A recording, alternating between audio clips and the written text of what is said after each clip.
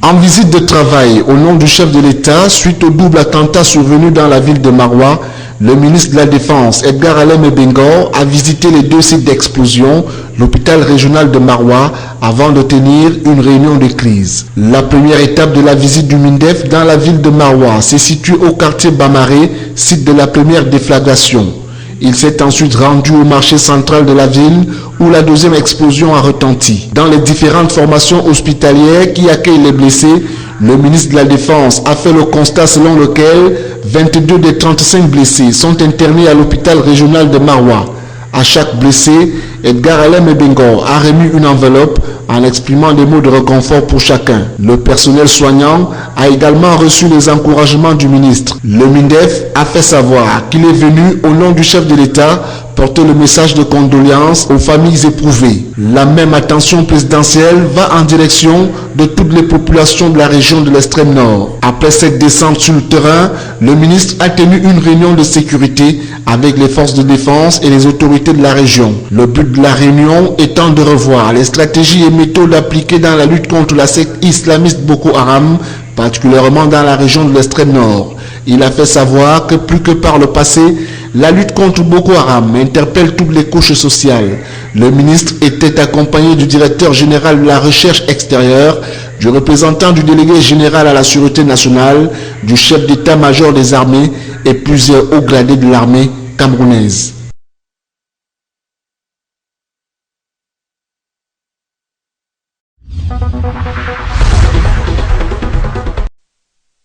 Trois points étaient inscrits à l'ordre du jour des travaux. Il s'agissait de l'examen de la mise en œuvre des résolutions prises lors de la dernière session du comité tenu en 2013, la présentation du rapport d'activité pour le compte de l'exercice 2014, enfin le plan de travail et le budget pour l'année 2015. Il est à noter que le projet de développement des secteurs urbains et de l'approvisionnement en eau est présent dans 5 villes du Cameroun.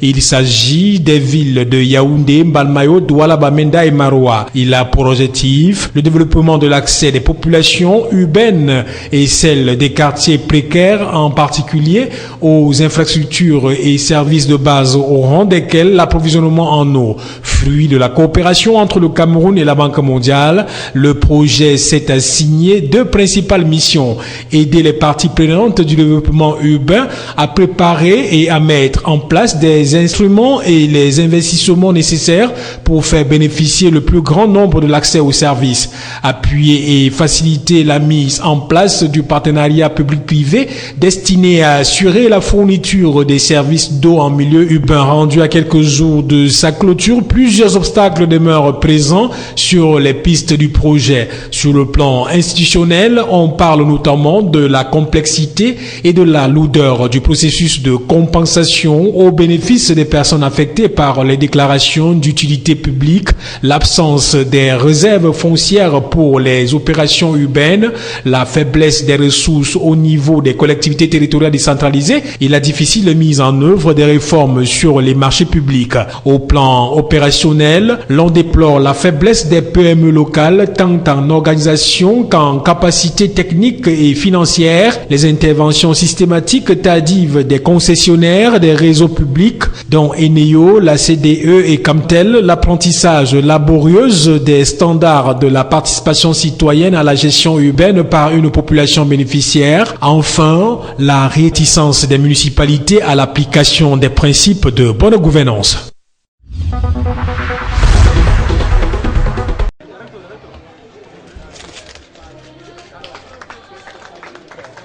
Elles sont venues en grand nombre pour exprimer leur gratitude au président Paul Biya pour cette perle architecturale qui fait désormais partie du paysage sanitaire du Cameroun.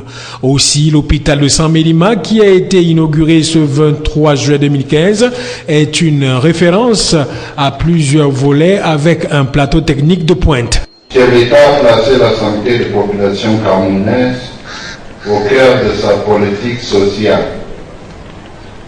C'est ainsi qu'il a prescrit au gouvernement de prendre toutes les mesures nécessaires à l'effet, et je cite, de donner à notre système de santé la capacité de répondre aux besoins réels de la population en donnant aux formations hospitalières et aux centres de santé les moyens nécessaires en personnel, en matériel et en médicaments. Cet établissement de deuxième catégorie n'est autre qu'une expression singulière de la politique des grandes réalisations.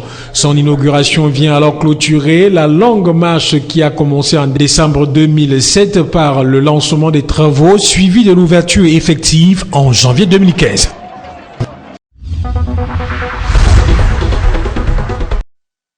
Ils sont 28 garçons et 8 filles fraîchement sortis de l'école technique d'agriculture de Garoua. L'Institut met ainsi à la disposition du marché de l'emploi sa troisième cuvée de professionnels du monde agropastoral capable de relever les défis de l'émergence à l'horizon 2035. Ces entrepreneurs agropastoraux qui ont reçu pendant 2 ans toutes les astuces en matière de pratiques agricoles sont aptes et conscients de la mission qui leur est dévolue. La formation veut à ce que, à la fin, chaque étudiant soit capable de mettre en place une exploitation agro-pastorale à son propre compte, bien sûr.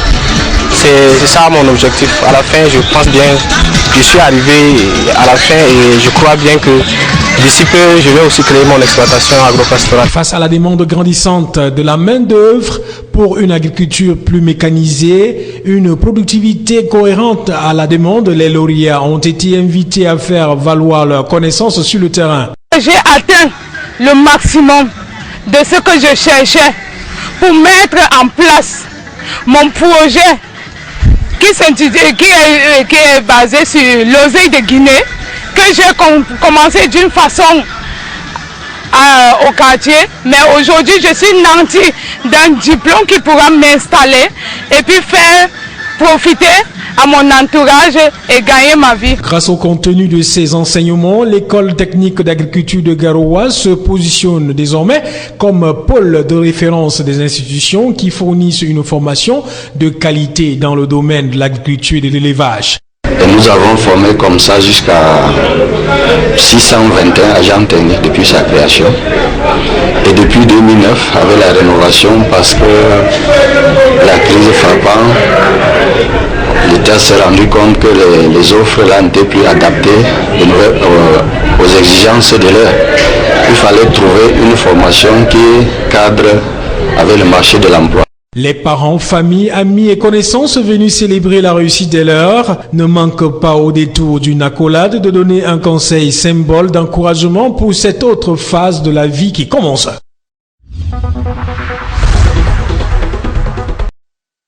À la direction générale de la banque située au quartier Loncac, l'engouement qu'on y observe traduit en un point douté les espoirs que le public fonde sur la BCPME qui arrive pour combler le grand vide laissé par les disparitions du Crédit Agricole, du FOGAP et bien d'autres.